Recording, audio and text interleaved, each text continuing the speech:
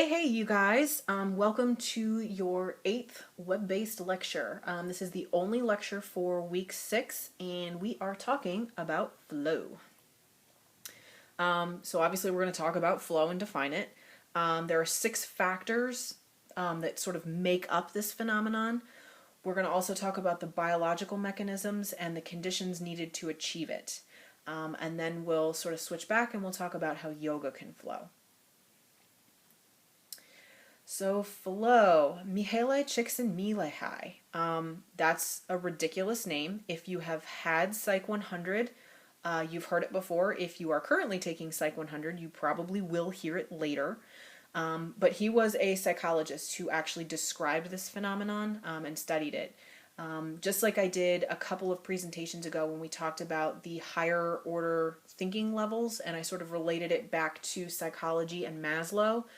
That's sort of what I'm going to do here because I think it fits and it works and it makes the concept much easier to understand. But at any rate, Csikszentmihalyi described this phenomenon of flow. We would call it sort of being in the zone. But essentially what it is, it's a state of completely focused motivation or a single-minded immersion in an activity or experience. The last little bullet point on this slide are Csikszentmihalyi's own descriptions of how he would term flow, and I'm not going to belabor the points. If you guys want to read that, you can certainly refer back to that in your own time. There are 6 factors of flow, so 6 things that we sort of look for on our checklist for whether or not we're in a quote-unquote flow state. So first is an intense focus on the present moment.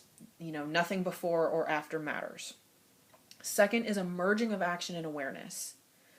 Third is a loss of self-consciousness. Fourth is a sense of personal control over the situation or activity. Fifth is a distortion of the experience of time, meaning that for you, time seems to either speed up or slow down.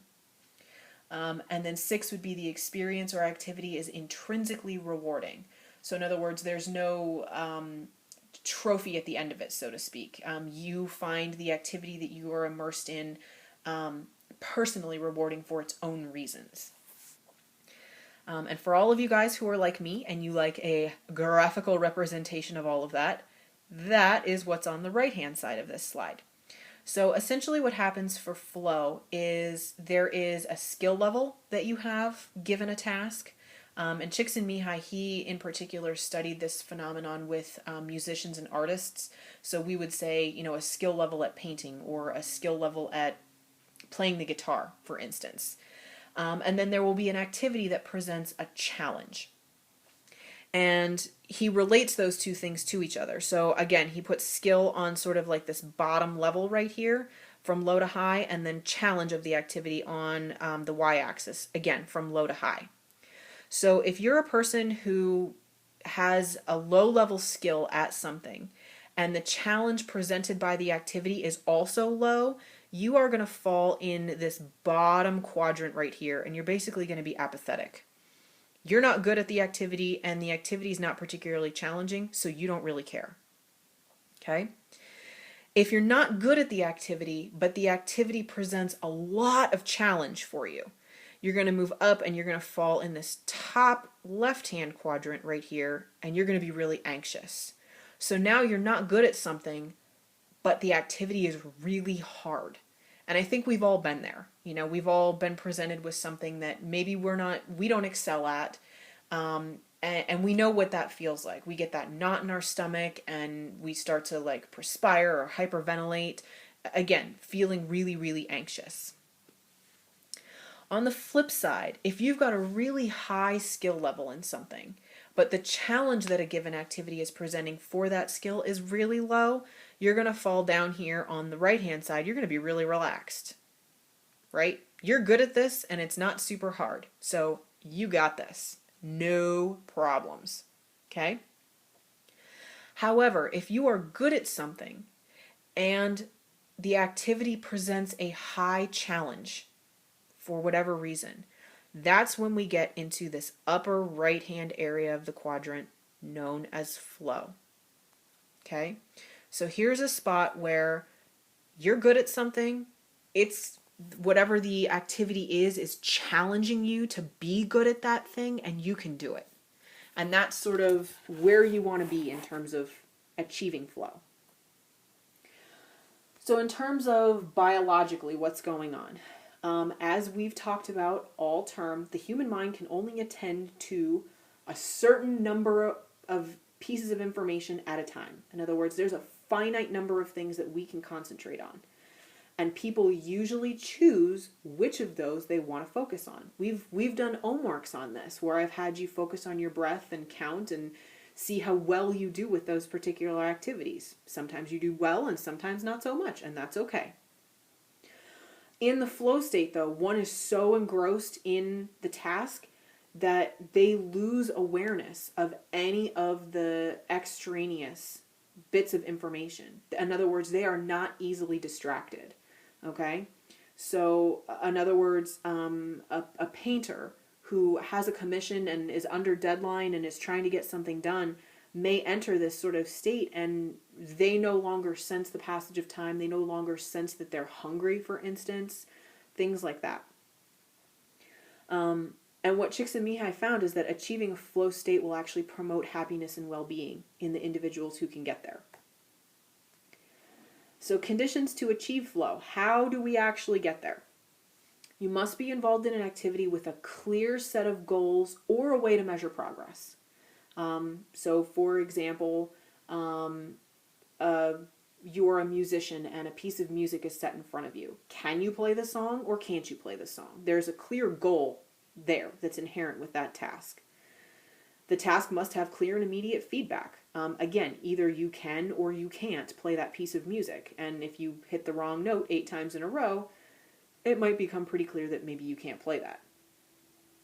You must have a balance of perceived challenge and skill. So go back to that graph from a couple of slides ago that we were talking about. Something that's providing you a clear challenge, but you feel you have the skill and ability to meet that. We kind of call that hard, but not too hard. Okay, so again, you want it to be within your realm of ability and that you know it's there, but that it's still challenging you. And now we're coming back to this idea that yoga can flow. Okay, so again, that idea of selective attention, limb 5 pratyahara, focus, limb 6, and discipline. Okay, discipline as one of the main tenets of yoga. Hopefully this is sounding familiar to you guys at this point. In Raja and Ashtanga yoga, that concept of the 8 limbs of yoga, okay, there's a concept of samaya, which is a psychological absorption in the object of meditation. So in other words, it's this idea that limbs 6, 7, and 8, focus, meditation, and samadhi, merge.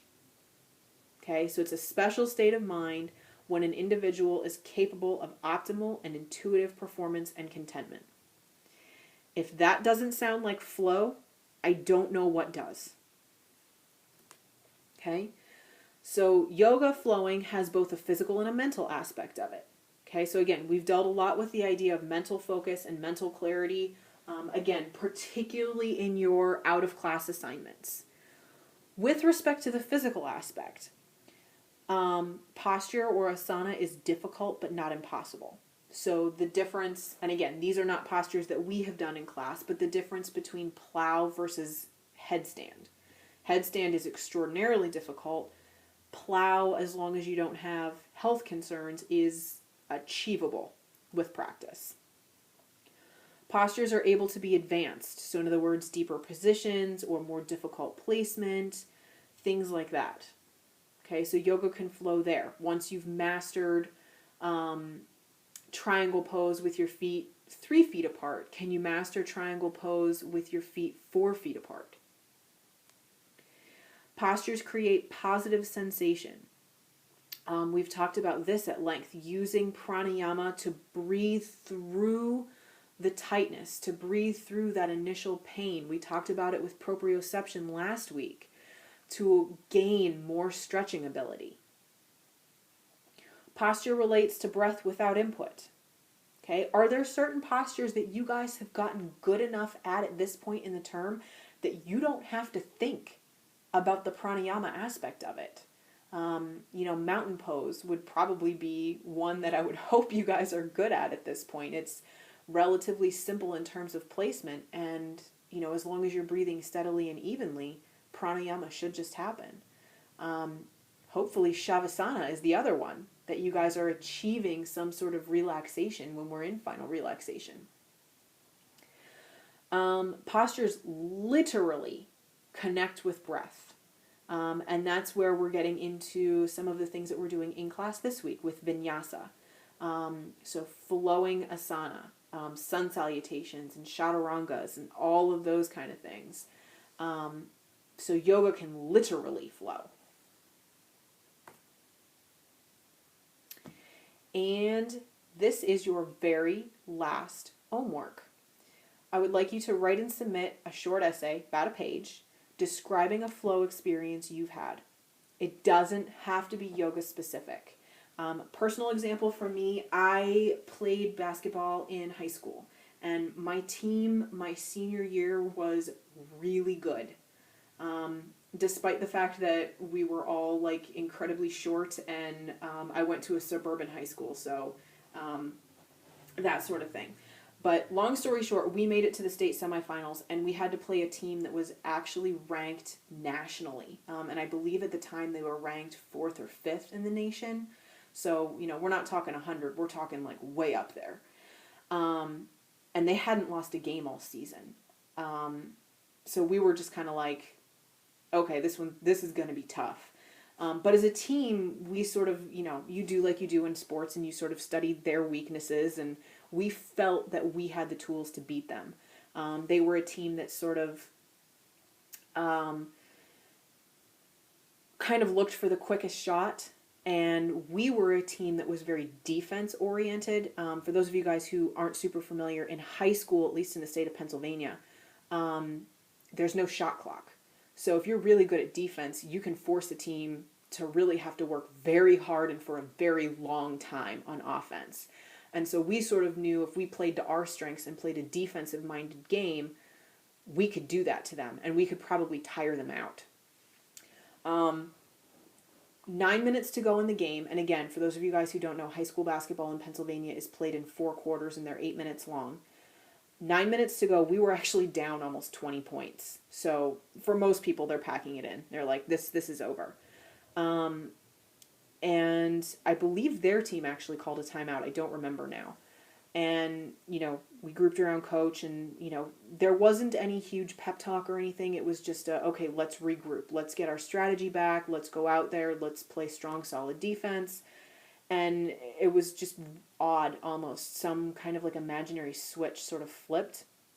There were 16 of us on the team, so there's only 5 out there on the court at any given moment. But it didn't matter whether you were on the court or not on the court or whoever. Every single person on that team knew that they had to contribute something, and they knew exactly what they had to do and when they had to do it. They knew how they had to do it. And it was just sort of this state of we could almost read each other's minds.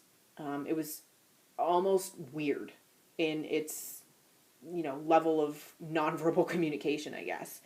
But we came back from 19 points down. We tied the game at the end of regulation. We sent it into overtime, and we won after 1 overtime. So we got to go to the state championship game. So like I said, we beat a team that we never should have even had a chance at beating. And like I said, sort of as a team, we sort of experienced this really interesting flow state. So like I said, I think everybody's had one of those. So think about what you've experienced in your life and write me a little story about it. Hopefully it's a little more entertaining than mine was.